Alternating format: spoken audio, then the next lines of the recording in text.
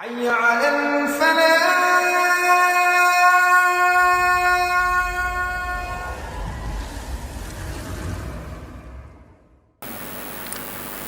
الحمد لله رب العالمين نحمده ونصلي على رسوله الكريم أما بعد فأعوذ بالله من الشيطان الرجيم بسم الله الرحمن الرحيم الله ولي الذين آمنوا يخرجهم من الظلمات إلى النور صدق الله العلي العظيم إن الله ملائكته يصلون على النبي يا أيها الذين آمنوا صلوا عليه وسلموا تسليما اللهم صل على سيدنا مولانا محمد وعلى آل سيدنا مولانا محمد وبارك وسلم علیہ۔ میرے عزیز دوستو، واجہ احترام بزرگوں، انتہائی پیارے بیٹوں، میری پیاری ماؤں، بہنوں، بیٹیوں، عاجز ناچیز پر تقصیر گناہ گار بندے نے آپ کے سامنے اللہ تعالیٰ کے پاک کلام میں سے ایک حصہ تلاوت کرنے کا شرف حاصل کیا۔ رب العزت سے دعا ہے وہ پاک ذات عاجز کو صحیح مفہوم بیان کرنے کی، آپ سب کو سننے کی، ہم سب کو اس پر عمل کرنے کی توفیق عطا فرمائے۔ ارشاد ربانی ہے، اللہ ولی الذین آمنوا، اللہ ایمان والوں کا مددگار ہے، اللہ ایمان والوں کا دوست ہے۔ یا اللہ، ہم نے دنیا میں دیکھا جو دوست بن جاتا ہے وہ بڑے کام آتا ہے۔ تیرا یہ پاک کلام ہے، تو خود ارشاد فرماتا ہے اللہ ولی الذین آمنوا، اللہ تعالیٰ ایمان والوں کا دوست ہے، ایمان والوں کا مددگار ہے۔ میرے رب، جب تو دوست بن جاتا ہے، مددگار بن جاتا ہے، تیرے در اقدس سے حاصل کیا ہوتا ہے؟ اللہ تعالیٰ نے اپنے پاک کلام میں فرمایا، یخرج من الظلمات الی النور، عطا وہ کرتا ہوں کوئی نہیں کر سکتا، میں نکالتا ہوں گمراہی سے، لے آتا ہوں ہدایت میں۔ خدا کی قسم، نہ عقل کام کرتی ہے، نہ علم کام کرتا ہے، نہ طاقت کام کرتی ہے، نہ قوت کام کرتی ہے، یہ اللہ کا فضل ہوتا ہے۔ اللہ کی رحمت ہوتی تو اللہ تعالیٰ گمراہی سے ہدایت میں لے آتا ہے۔ جس پہ اللہ نے رحمت فرمائی، جس پر اللہ نے کرم کیا، اسے ہدایت کی راہ سے آگاہی عطا فرما دی۔ آئیے اللہ تعالیٰ سے پوچھیں، یا اللہ تو ہدایت کس طرح دیتا ہے؟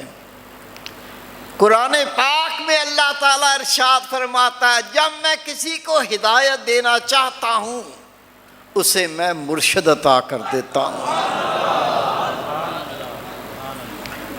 حضرت سیدنا صدیق اکبر رضی اللہ تعالیٰ عنہ، آپ سے کہا جاتا ہے خلیفۃ رسول اللہ صلی اللہ علیہ وسلم، نبی پاک کے خلیفہ، نائب۔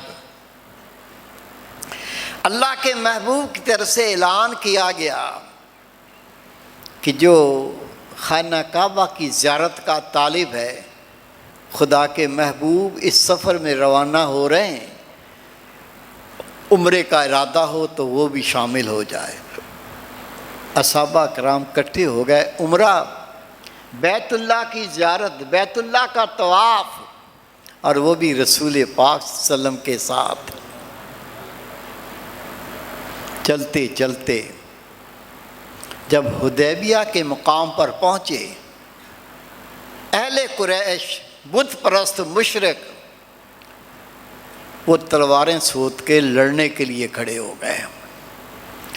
اللہ کے محبوب نے حضرت سیدنا عثمان غنی رضی اللہ تعالیٰ عنہ کو بھیجا کہ جا کے اہل قریش سے بات کریں، ان مشرکین سے کہیں ہم جنگ لڑنے نہیں آئے، ہم تو بیت اللہ شریف کی زیارت کے لیے آئے ہیں، ہم تو عمرہ کرنا چاہتے ہیں، اللہ کے گھر کا طواف کرنا چاہتے ہیں، ہم لڑنے نہیں آئے۔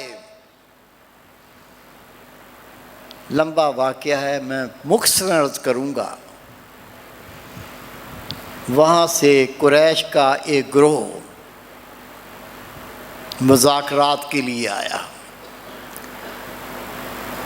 بیٹھے، گفتگو ہوئی، طے یہ پایا کہ مسلمان اس وقت جب آئے ہیں عمرے کے لیے خانہ کعبہ نہیں جائیں گے، طواف نہیں کریں گے، واپس مدینہ منورہ چلے جائیں گے اور اگلے سال پھر آئیں۔ اور اس کے اندر جو صلح حدیبیہ کا معاہدہ ہوا، نظر یہ آتا تھا کہ اس کے اندر صریحاً مسلمانوں کو شکست ہوئی۔ مثال دیتا ہوں، ابھی عمرہ کرنے کی اجازت نہیں، واپس چلے جاؤ۔ پھر دوسرا، اگر کوئی مسلمان اہل مکہ کی تکالیف سے بچنے کے لیے بھاگ کر مدینہ منورہ چلا جائے، اسے واپس کرنا پڑے گا، اور اگر کوئی کافر بھاگ کر مکہ آ جائے تو اہل مکہ اس کو واپس نہیں کریں گے۔ معاہدہ ہو گیا، اور بھی شکیں۔ حضرت سیدنا عمر فاروق کو برداشت نہیں ہوا، اٹھ کے کھڑے ہو گئے، عرض کی یا رسول اللہ ہمارا رب سچا ہے؟ کہا عمر کوئی شک ہے؟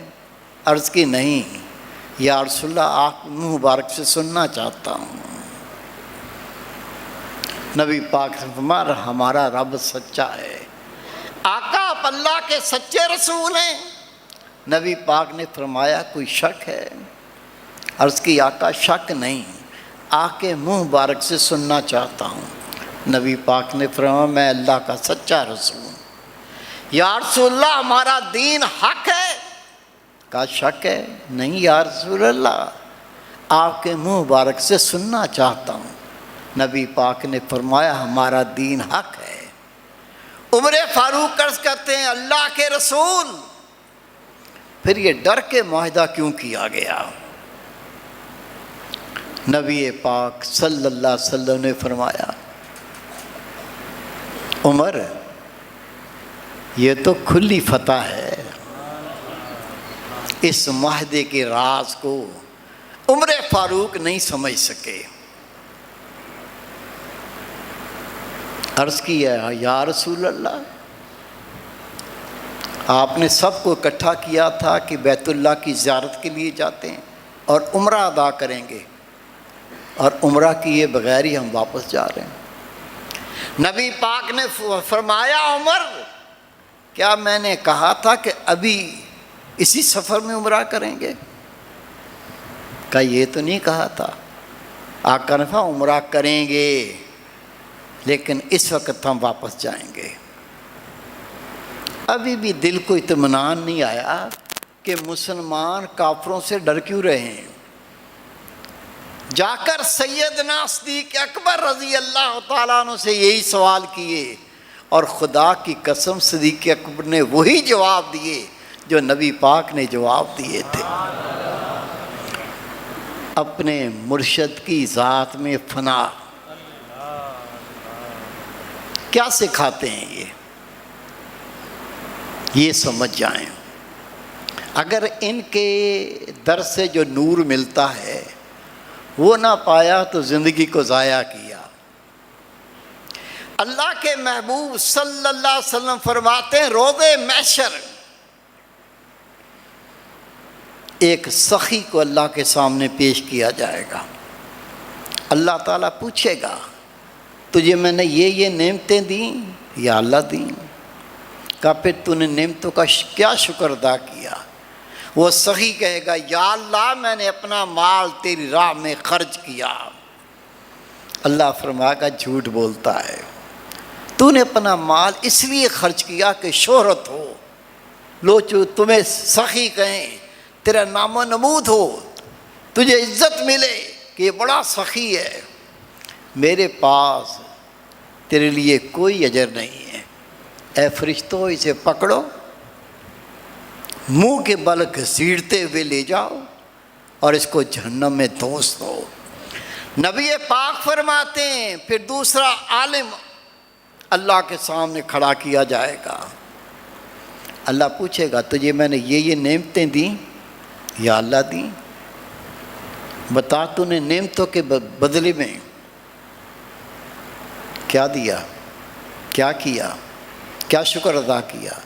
وہ کہے گا یا اللہ تو نے مجھے علم دیا، میں نے لوگوں کو قرآن سنایا، علم بتایا، علم سکھایا۔ اللہ جواب دے گا تو جھوٹ بولتا ہے، تیرا مقصد میری رضا نہیں تھا، میری خوشنودی نہیں تھا، تو شہرت پانا چاہتا تھا، تو مال اکٹھا کرنا چاہتا تھا، تو عمرہ کے قریب ہونا چاہتا تھا، یہ ساری چیزیں تو نے علم سے حاصل کی، میرے پاس تیرے لیے کوئی بدلہ نہیں ہے، اے فرشتوں اس کو بھی منہ کے بل گھسیٹتے ہوئے جہنم میں دھونس دو۔ رسول پاک صلی اللہ علیہ وسلم فرماتے ہیں پھر ایک اور شخص کھڑا ہوگا، اللہ پوچھے گا تجھے میں نے یہ نعمتیں عطا کی؟ وہ کہے گا یا اللہ عطا کی۔ فرمایا اس کے بدلے میں تو نے کیا کیا؟ یا اللہ میں تیرے نام پہ لڑا، کفار سے ٹکرایا، زخمی ہوا، ان کو قتل کیا، پھر میں شہید ہو گیا۔ اللہ فرمائے گا جھوٹ بولتا ہے، تو یہ تغمے حاصل کرنا چاہتا تھا، تو بہادر کہلوانا چاہتا تھا، تجھے تغمے بھی ملے، تجھے شہرت میں ملی، دوگنے بہادر بھی کھا، جو تو چاہتا تھا تجھے دنیا میں اس کا بدلہ مل گیا، میرے پاس تیرے لیے کچھ نہیں ہے، اے فرشتوں اس کو بھی پکڑو، منہ کے بل گھسیٹو اور جہنم میں اوندھا منہ جہنم میں داخل کر دو۔ نبی پاک کے صحابہ کرام، ان کو میرے محبوب نے کیا دیا تھا؟ نبی پاک کی صحبت سے ان کو اخلاص ملا تھا، للہیت ملی تھی، وہ کوئی کام اپنے نفس کی خواہش کے لیے نہیں کرتے تھے، ان کا سونا اللہ کے لیے، ان کا جاگنا اللہ کے لیے، ان کا دینا اللہ کے لیے، ان کا لینا اللہ کے لیے، ان کی نمازیں اللہ کے لیے، ان کے حج اللہ کے لیے، ان کے عمرے اللہ کے لیے، ان کی جان دینا اللہ کے لیے، ان کی جان لینا اللہ کے لیے، ان کا سارا کام اللہ کے لیے تھا، وہی عمل قبول ہوگا، اور یہ نعمت صالحین کی صحبت سے حاصل ہوتی ہے۔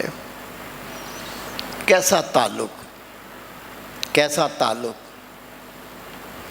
حضرت سیدنا صدیق اکبر عرض کرتے ہیں مرشد کامل سے، سیدنا صدیق اکبر رضی اللہ تعالیٰ عنہ مرشد کامل رسول کریم صلی اللہ علیہ وسلم سے عرض کرتے ہیں یا رسول اللہ، میرے مال میں ایسا ہی آپ عمل دخل کر سکتے ہیں جیسے آپ اپنے مال میں کرتے ہیں، جو میرا ہے وہ سب آپ کا ہے۔ پوچھا خواہش کیا ہے؟ یا رسول اللہ خواہش یہ ہے صدیق اکبر کی آنکھیں اور آپ کا چہرہ ہو۔ یہی وجہ تھی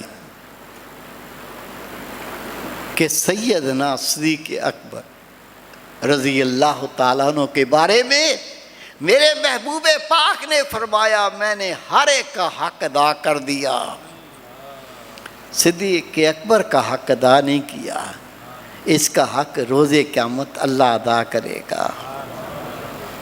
یہ تعلق نسبت قیامت تک یہ سلسلہ چلے گا، اور جو ان طریقوں سے چلتا ہوا صحبت پاتا ہے اللہ رب کریم اس کو اپنی دوستی، اسے دوستی عطا کرتا ہے اور گمراہی سے نکال کر ہدایت عطا فرما دیتا ہے۔ میرے مرشد حضور قبلہ سیدی مرشدی سونا سائیں رحمۃ اللہ علیہ، آپ کو اطلاع پہنچی کہ میٹھا پیر رحمۃ اللہ علیہ، پیر عبد الغفار رحمۃ اللہ علیہ آپ کی ٹانگ میں اتنا درد ہے، آنکھوں سے آنسو جاری ہیں، کرا رہے ہیں، تکلیف برداشت نہیں ہو رہی۔ آپ کو اس چیز کی اطلاع پہنچی، آپ نے فرمایا سونا سائیں کو بلاؤ، میرے مرشد، میرے شیخ، خدا کی قسم لکھا ہے کھانا کھا رہے تھے وہ لقمہ منہ میں نہیں ڈالا، وہی چھوڑ دیا۔ پہلے سواریاں بھی نہیں ملتی تھیں، پیدل ہی چل پڑے، والہانہ پریشانی کی عالم میں تیز و تیز بھاگتے ہوئے پہلے شہر پہنچے، پھر وہاں سے لاڑکانہ پہنچے۔ سارے فقیر مسجد میں بیٹھے رو رہے ہیں، اور میٹھا پیر رحمۃ اللہ علیہ کی تکلیف اتنی شدت اختیار گئی، برداشت نہیں ہو رہی۔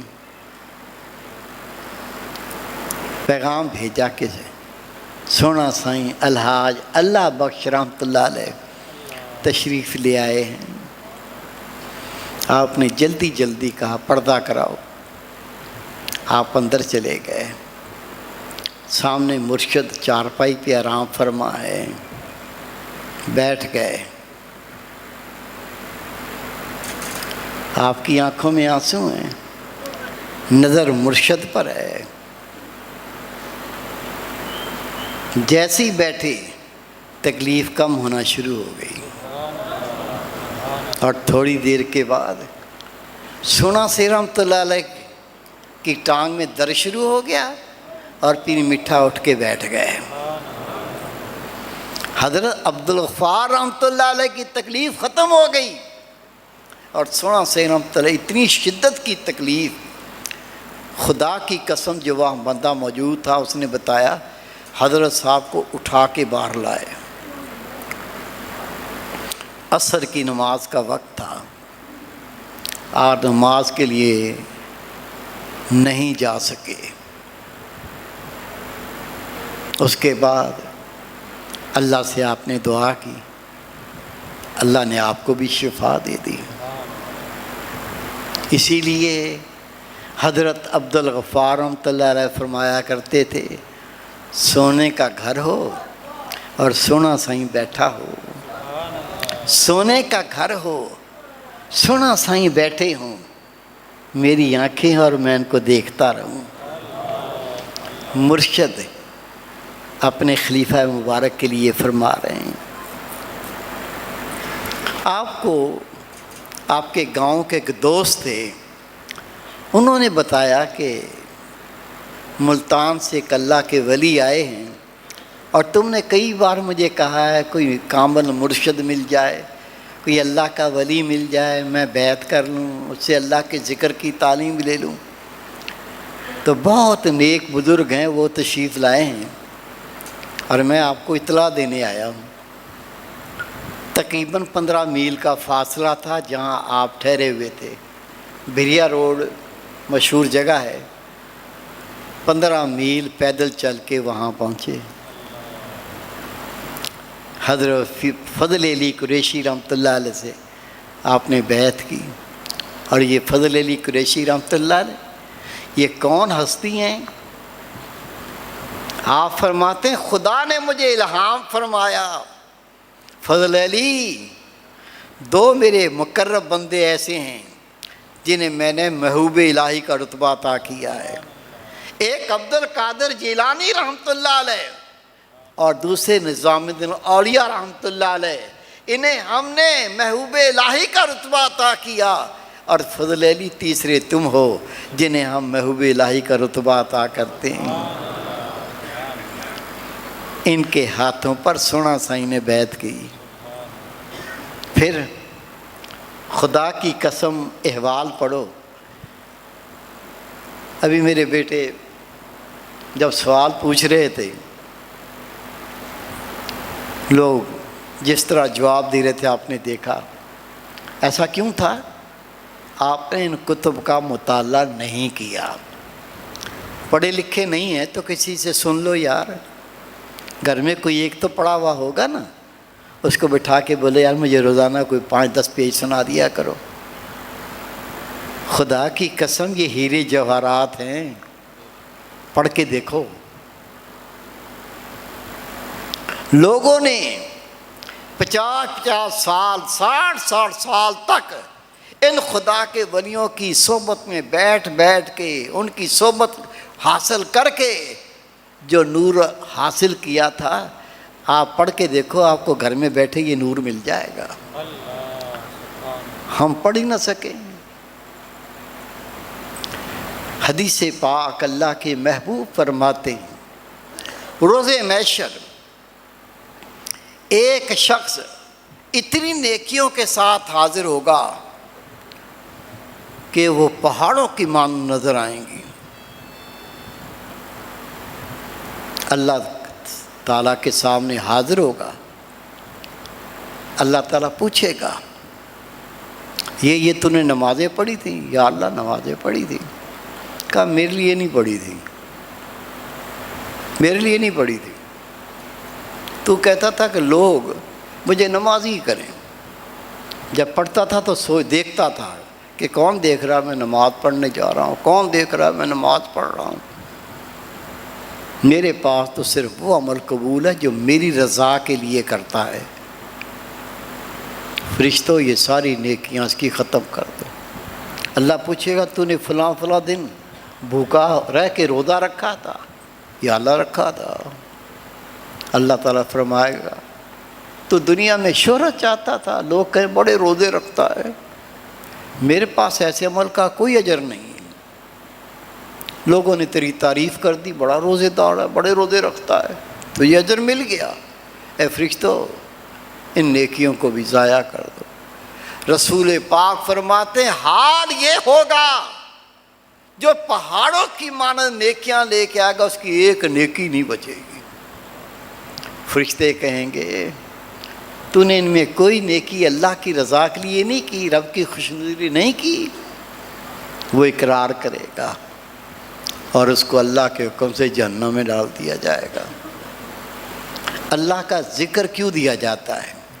میرے محبوب بھی اللہ کا ذکر کرواتے تھے، صدیق اکبر بھی ذکر کراتے تھے، عمر فاروق بھی ذکر کرواتے تھے، عثمان غنی نے بھی ذکر کروایا، علی شیر خدا نے بھی ذکر کروایا، اور یہ قیامت تک جو سلسلہ چلے گا یہ اللہ کے ذکر کی تعلیم دیتے رہیں گے۔ اور یہ کتنی بار آج نے حدیث پاک سنائی ہے، عرض کی یا رسول اللہ افضل ترین عمل کیا ہے؟ میرے محبوب نے فرمایا اللہ کا ذکر۔ عرض کی آقا نماز کے بارے میں کیا فرماتے ہیں؟ نبی پاک نے فرمایا نماز بھی اللہ کا ذکر ہے۔ آقا جہاد کے بارے میں کیا فرماتے ہیں؟ اللہ کے محبوب نے فرمایا جہاد بھی اللہ کا ذکر پھیلانے کے لیے کیا جاتا ہے۔ عرض کی آقا حج کے بارے میں کیا ارشاد فرماتے ہیں؟ نبی پاک نے فرمایا حج تو سارے کا سارا اللہ کا ذکر ہے۔ عرض کی آقا روزے کے بارے میں کیا فرماتے ہیں؟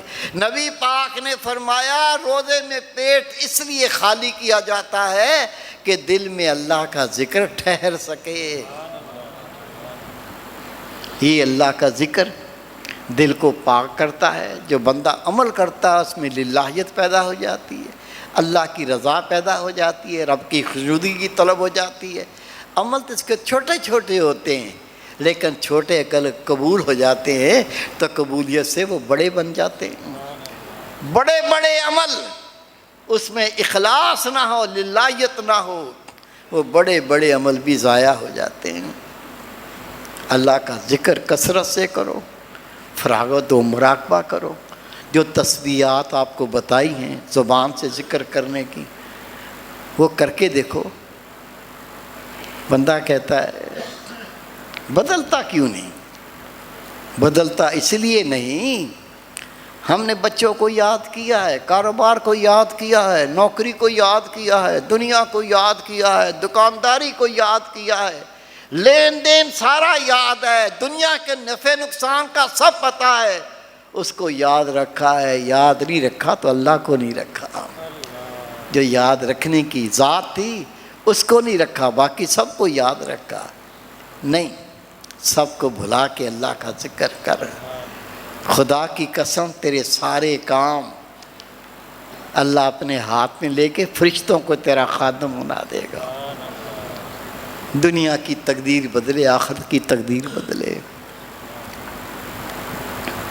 حضرت بازی بستامی رحمۃ اللہ علیہ، حضرت جنید بغدادی رحمۃ اللہ کے بارے میں آتا ہے، آخری وقت قرآن پاک کی تلاوت شروع کر دی. لوگوں نے کہا حضرت آخری وقت ہے، نزا کا عالم ہے، اس وقت بھی قرآن پاک پڑھتے ہیں؟ آپ نے فرمایا اس سے بہتر قرآن پاک پڑھنے کا اور کون سا موقع ہوگا. حجام کے پاس گئے، جب مونچھیں ترچھوانے کے لیے وہ کینچی لے کے آیا تو ذکر سے ہونٹ ہل رہے تھے. عرض کی حضرت تھوڑی دیر کے لیے ذکر موقوف کر دیں، کینچی سے میں آپ کی مونچھیں ترچھوا رہے ہیں آپ، میں کاٹ رہا ہوں، کہیں ہونٹ نہ کٹ جائے. فرمایا تو اپنا کام کر، مجھے اپنا کام کرنے دے. یہ کام نہیں چھوڑا، ذکر کرو، مراقبہ کرو، جو زبانی ذکر بتایا اس کو کرو. آنکھیں بند ہوں گی، سب سمجھ آ جائے گا کہ مبارک تھی وہ مجلسیں جہاں بیٹھ کر گناہ سے میں بچتا تھا اور رب تیرا ذکر کرتا تھا. یہ حدیث پاک کتنی بار آپ نے سنی ہوگی. حضرت سیدنا ابو ہریرہ رضی اللہ تعالیٰ عنہ نے مدینہ منورہ کے بازار میں ایک شخص کو ایسی گھومتے دیکھا. فرمایا نہ کوئی خرید رہے ہو نہ کچھ بیچ رہے ہو، ایسی بازار میں کیوں گھوم رہے ہو؟ کہا ایسی گھوم رہا ہوں. فرمایا میرے پاس بھی کوئی پیسے ویسے نہیں ہیں میں کوئی چیز خریدوں یا بیچوں، ہم اپنی زندگی ضائع کیوں کریں، آؤ ہم ایک جگہ بیٹھ کے اللہ کا ذکر کیوں نہ کر لیں. ان کو لائے، ایک بازار میں ایک طرف بیٹھ کے اللہ کا ذکر کیا. اللہ کا ذکر کر کے اللہ سے دعا کی، یا اللہ ہمیں بخش دے، ہماری خطائیں معاف فرما دے، ہمارے گناہ معاف فرما دے، یا اللہ ہمیں بخش دے اجمعین برحمتک یا الراحمین. اٹھ کے کھڑے ہو گئے. حضرت سیدنا ابو ہریرہ فرماتے ہیں ہم نے ایک دوسرے سے عہد کیا جو ہم میں سے پہلے مر جائے وہ خواب میں آ کے بتائے وہاں کون سا عمل اللہ تعالیٰ کے یہاں زیادہ قبول ہے. کہا جی ٹھیک ہے. حضرت سیدنا ابو ہریرہ رضی اللہ فرماتے ہیں وہ شخص بیمار ہو گیا. میں ان کی تباہ پرسی کے لیے گیا. میں نے کہا تمہیں وہ عہد یاد ہے جو ہم دونوں نے کیا تھا؟ کہا مجھے یاد ہے. کہا وہ بیماری اس کی موت کا سبب بن گئی، اس کا وصال ہو گیا، دفن کیا گیا. رات کو جب میں لیٹا آنکھ لگی تو میرے سامنے وہی شخص تھا. کہا ابو ہریرہ ہم نے عہد کیا تھا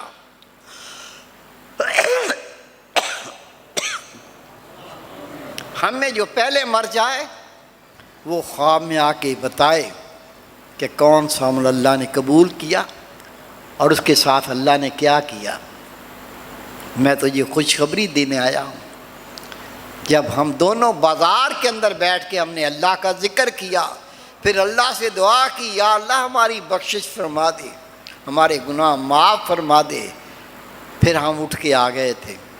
اللہ کی قسم وہی ذکر کی مجلس اللہ نے قبول کی، میری بھی بخشش کر دی اور آپ کی بھی بخشش فرما دے. جب ماں کام نہیں آئے گی، باپ کام نہیں آئے گا، اولاد کام نہیں آئے گی، یار دوست کام نہیں آئیں گے، یہ مجلسیں تیرے کام آئیں گی.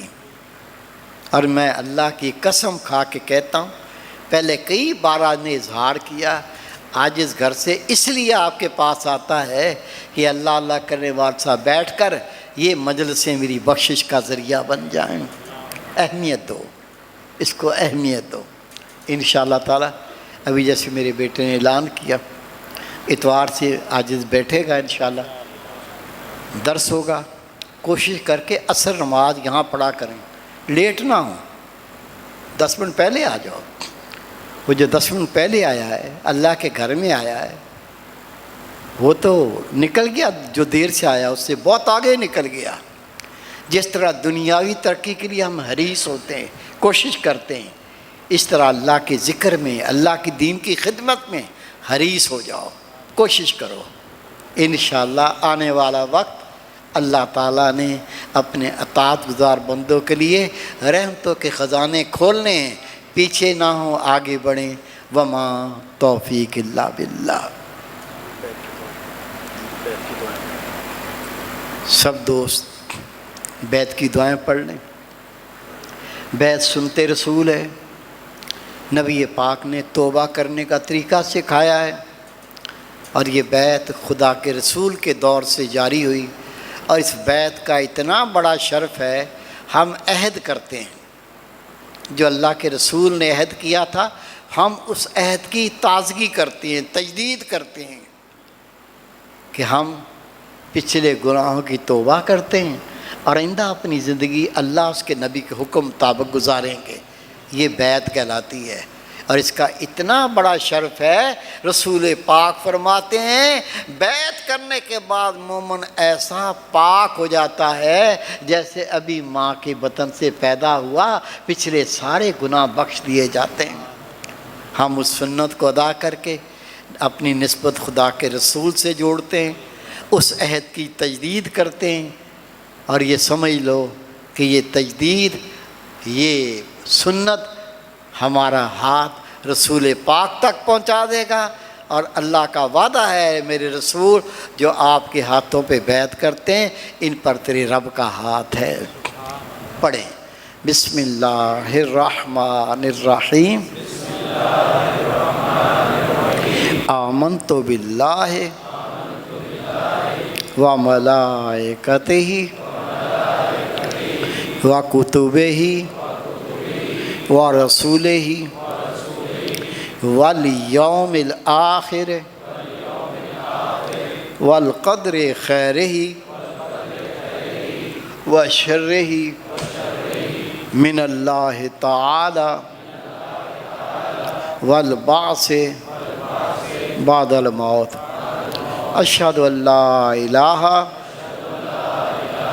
الا اللہ وحدہ لا شریک لہ واشہد ان محمدً عبدہ ورسولہ۔ استغفر اللہ تعالی ربی من کل ذنب واتوب علیہ۔ دعائے خیر۔ اللہم صلی علی سیدنا مولانا محمد وعلی آل سیدنا مولانا محمد وبارک وسلم علیہ۔ ربنا آتنا فی الدنیا حسنۃ فی الآخرۃ حسنۃ وقنا عذاب النار وادخلنا جنت مع الابرار۔ یا عزیز و یا غفار و یا رب العالمین، صلی اللہ تعالی علی خیر خلقہ محمد وآلہ صحابہ اجمعین باختیار الراحمین۔ أما بنعمة ربك فحدث۔ صدق الله